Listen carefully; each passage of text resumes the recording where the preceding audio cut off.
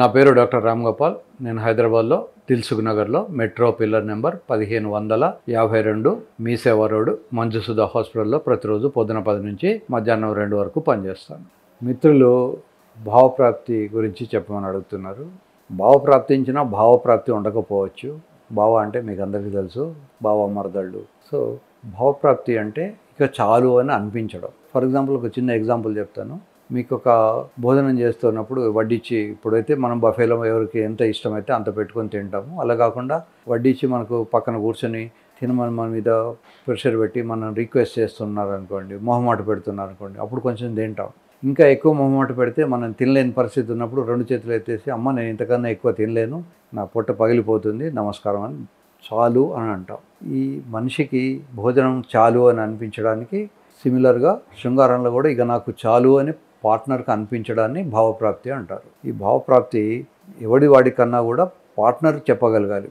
అబ్బాయికి అయితే అమ్మాయి చెప్పాలి, అమ్మాయికి అయితే అబ్బాయి చెప్పాలి. ఇక నాకు చాలు, థ్యాంక్ యూ, నాకు ఇంతసేపు మీరు మీ శరీరాన్ని అప్పగించారు అని అబ్బాయి అమ్మాయితో థ్యాంక్స్ చెప్పగలగాలి. ఇక నాకు చాలు అని అబ్బాయికి అనిపించాలి. అట్లాగే అమ్మాయి కూడా ఇక నాకు చాలు అని అనిపించి థ్యాంక్స్ చెప్పగలగాలి. దాన్ని భావప్రాప్తి అంటారు. ఈ భావప్రాప్తి లేకుండా కూడా చాలామంది పిల్లలను కన్నా వాళ్ళు కూడా ఉన్నారు. ఓసారి నా దగ్గరికి ఒక 40 ఏళ్ళ లేడీ వచ్చారు. సార్ నాకు 3 పిల్లలు, కానీ నాకు భావప్రాప్తి అంటే ఇంతవరకు తెలియదు. ఎందుకు ఇలా జరుగుతుంది అంటే, మగవాళ్లకు శృంగారం గురించిన అవగాహన లేకుండా ఏదో హడావిడిగా ఆఫీస్ నుంచి వచ్చేసి హడావిడిగా భోంచేసి కడుపు నిండా 1 నిమిషమో 1/2 నిమిషం అమ్మాయిని తాకి గురిపెట్టి నిద్రపోతారు. ఒకసారి ఒక పేషెంట్ చెప్తూ ఉండే, సార్ నాకు 4 ఇయర్స్ అయింది పెళ్ళైపోయి, ఈ 4 ఇయర్స్లో కూడా ఆయన 3-4 టైమ్స్ కన్నా ఎక్కువ చేయలేదు. ఇవన్నీ ఈ డేట్స్ పలానా డేట్ నాడు మాత్రమే ఈయన నాతో శృంగారం చేశాడు, కనుక ఈయన ఇన్ఫ్రీక్వెంట్ ఇంటిమేసీ అంటారు. సో ఈ ఇన్ఫ్రీక్వెంట్ ఇంటిమేసీ ఉంది కనుక మీరు ఈయనకు ట్రీట్మెంట్ ఇవ్వండి అని భార్యనే భర్తను తీసుకొచ్చి చూపెట్టారు. సో ఇవన్నీ ఎందుకు జరుగుతూ ఉంటాయి అంటే పట్టించుకోకపోవడం వల్ల. చాలామందికి ఏమిటి అంటే, శృంగారం అనేది అమ్మాయిలకు అవసరం అన్న జ్ఞానం ఉండదు.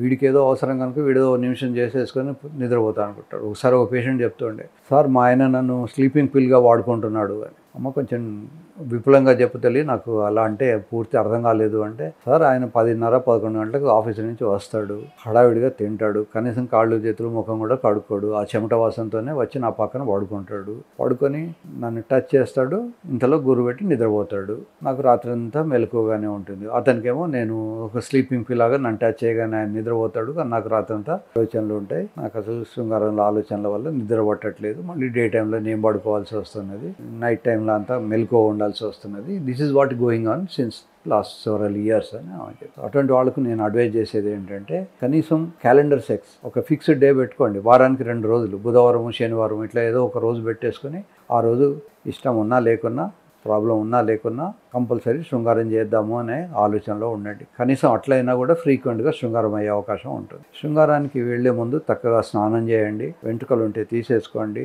ఈ వెంట్రుకలు తీయడం మీద పెద్ద పెద్ద వీడియోలు, రకరకాల వీడియోలు ఉన్నాయి, ఎలా తీసినా తప్పులేదు. పూర్వకాలంలో ఏమిటంటే సింగిల్ బ్లేడ్ ఉండేది కనుక ఒక్కొక్కసారి కట్ అయ్యేది, ఇప్పుడు డబుల్ బ్లేడ్స్ కనుక పెద్దగా కట్ కావు, కనుక అమ్మాయిలైనా అబ్బాయిలైనా డబుల్ బెడ్తో హెయిర్ తీసేసుకోండి. ఈ డైరెక్షన్లో తీయాలా, ఈ డైరెక్షన్లో తీయాలా, రివర్స్ డైరెక్షన్లో తీయాలా, ఇట్లాంటి చిన్న చిన్న డీటెయిల్స్ అన్నీ కూడా ఇగ్నోర్ చేయండి. అంత పెద్ద అవసరం ఏం లేదు. మీరు ఎలా తీసినా కూడా హెయిర్ ఫాలికల్ అక్కడి నుంచి కట్ అయిపోతుంది. స్కిన్ లెవెల్లో హెయిర్ ఫాలికల్ అనేది కొంచెం డెప్త్లో ఉంటుంది కనుక మీరు ఎలా చేసినా పర్వాలేదు, మొత్తానికి చేయండి. ఒక్కోసారి హెయిర్ ఎక్కువ పెరగడం వల్ల అక్కడ పేలు కూడా పడతాయి, కనుక పేలు పట్టేంత వరకు దాన్ని పెంచకండి. ముఖ్యంగా చంకలు, మిగతా జాయింట్స్ ప్లేస్లలో చెమట వేరుగా ఉంటుంది. అలా వేరుగా ఉన్నటువంటి చెమట నుంచి స్పెషల్ వాసన వస్తుంది, కనుక కడుక్కోండి.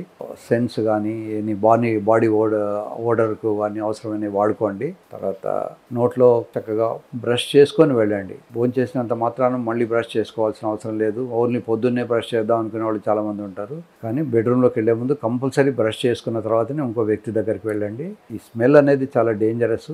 చాలామందికి స్మెల్ వల్ల కూడా మూడ్ రాకుండా దూరం ఉంటారు, కనుక ఒక వ్యక్తిని మీరు దగ్గర తీసుకోబోతున్నారు అన్నప్పుడు కంపల్సరీ పళ్ళు తోముకోండి, చెమట లేకుండా కడుక్కోండి. ముఖ్యంగా నవడేస్ ఎండాకాలం చెమటలు ఎక్కువ కారుతుంటాయి, కనుక శుభ్రంగా ఉండండి.